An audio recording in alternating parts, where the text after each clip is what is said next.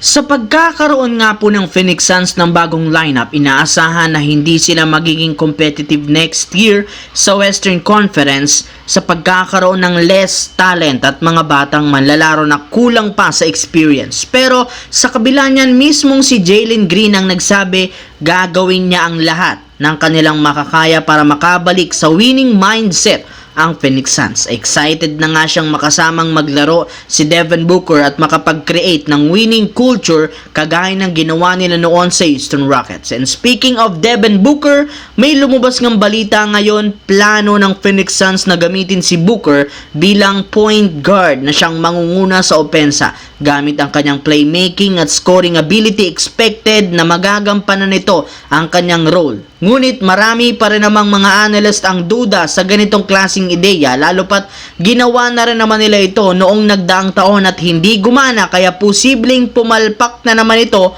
next season. Samantala, ayon nga po sa ilang mga analyst, isa ang Los Angeles Lakers sa mga teams na naging successful ngayong off-season sa paggawa ng move dahil naayos nga nila at nasolusyonan ng lahat ng problema. Nakakuha rin naman sila ng mga bagong player na kukumpleto sa bawat role na kailangan ng team. Sa katunayan, matapos ang ilang linggo, mas lumalim ng husto ang kanilang lineup sa pagkakaroon ng 3 point guard: Luka Doncic, Gabe Vincent at si Bronny James. 3 shooting guard: Austin Reeves, Marcus Smart, Dalton Keunig. 2 small forward: Rui Hachimura, Jake LaRavia. Meron naman nga dito 3 power forward: LeBron, Jared Vanderbilt at si Ado Thiero.